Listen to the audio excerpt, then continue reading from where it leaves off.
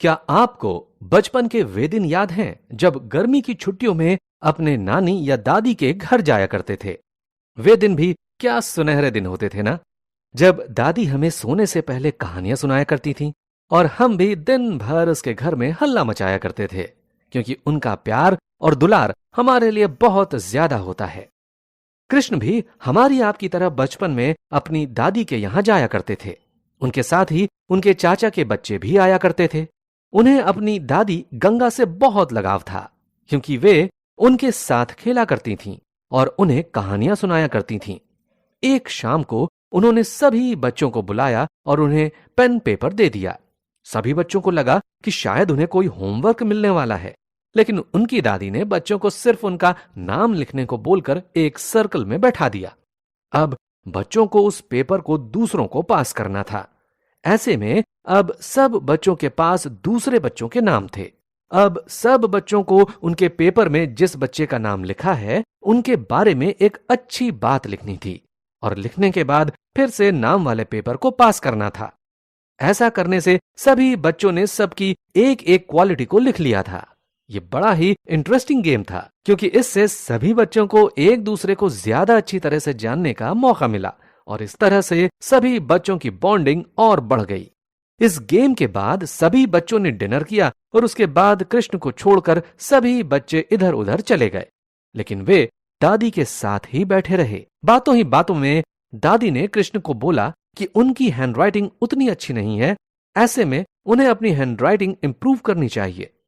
कृष्ण को इस क्वेश्चन की उम्मीद नहीं थी, इसलिए उन्होंने थोड़ा रुक कर बोला कि वे जल्दी जल्दी लिखते हैं, इसलिए शायद उनकी हैंडराइटिंग उतनी अच्छी नहीं है। तब उनकी दादी ने उनसे पूछा कि उन्हें इतनी जल्दी क्यों रहती है, और साथ ही साथ उन्हें यह भी बताया कि उनकी हैंडराइटिंग पढ़ने लायक तो है, लेकिन अच्छे ग्रेड्स लाने के लिए उनकी हैंडराइटिंग और भी अच्छी होनी चाहिए। दादी के इस एडवाइस को सुनकर कृष्ण ने दादी से हैंडराइटिंग इंप्रूव करने का फॉर्मूला पूछा।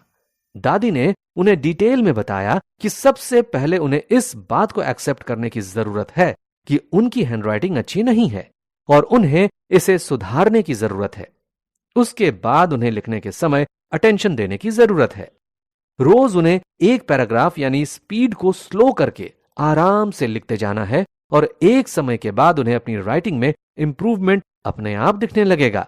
दोस्तों, क्या आपको नहीं लगता कि दादी की ये एडवाइस लाइफ के हर फील्ड में अप्लाई होती है? लाइफ के हर एरिया में इंप्रूवमेंट की गुंजाइश हमेशा होती है, इसलिए हमें कभी भी एवरेज परफॉर्मेंस से सेटिस्फाइड नहीं होना चाहिए। और अगर आप छोटी छोटी अचीवमेंट से ही खुश हो जाएंगे तो आप कभी भी फुलफिल्ड महसूस नहीं कर पाएंगे। दादी की इन सब बातों से कृष्ण बहुत इंप्रेस हुए और उनका मन दादी के लिए ग्रेटिट्यूड से भर गया। उन्होंने दादी को प्रॉमिस किया कि वे उनकी बातों को न सिर्फ मानेंगे बल्कि अपना इंप्रूवमेंट भी उनके साथ शेयर करेंगे।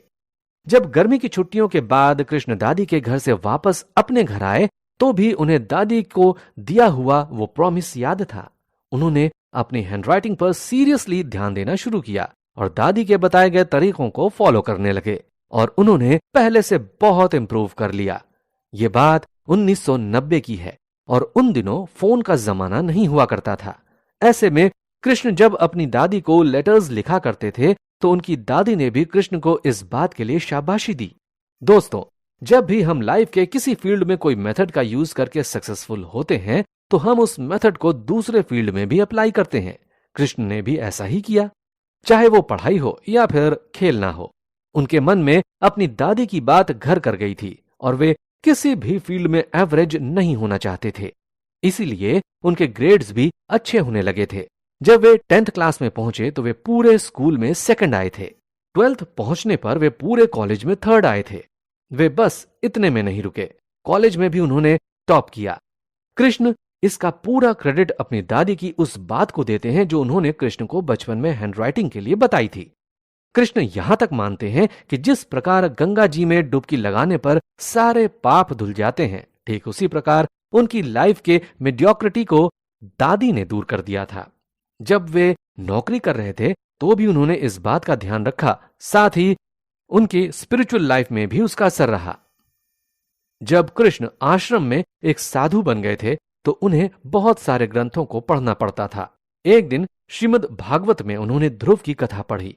ध्रुव ने अपनी साधना के जरिए सिर्फ 6 महीने में ही भगवान को खुश कर दिया और अपने नाम के मुताबिक वे अपने लक्ष्य को लेकर फर्म थे। इसलिए उनका असर भी कृष्ण के लाइफ में बहुत रहा। जब वे साधु के रूप में आगे बढ़ रहे थे तो उन्हें सीनियर्स ने लोगों के मेंटोर बनकर गाइड करने के लिए कहा। उन्होंने इस चैलेंज को भी एक्सेप्ट किया। वे लोगों को उनकी खराब आदतों से निजात दिलाकर उन्हें अच्छी आदतें सिखा रहे थे। कहते हैं सिखाने के लिए सीखना भी पड़ता है, इसलिए कृष्ण भी उस सब्जेक्ट से रिलेटेड किताबें पढ़ने लगे थे जो उन्हें लोगों को सिखाना पड़ता था। वे अपने लाइफ का विजडम सबके साथ शेयर कर रहे थे। उसके मुताबिक लाइफ एक ऐसा अनोखा गिफ्ट है जिसे कैसे जीना है वो खुद ही तय करते हैं। इसलिए चलिए उनके इस विजडम को भी हम समझने की कोशिश करते हैं।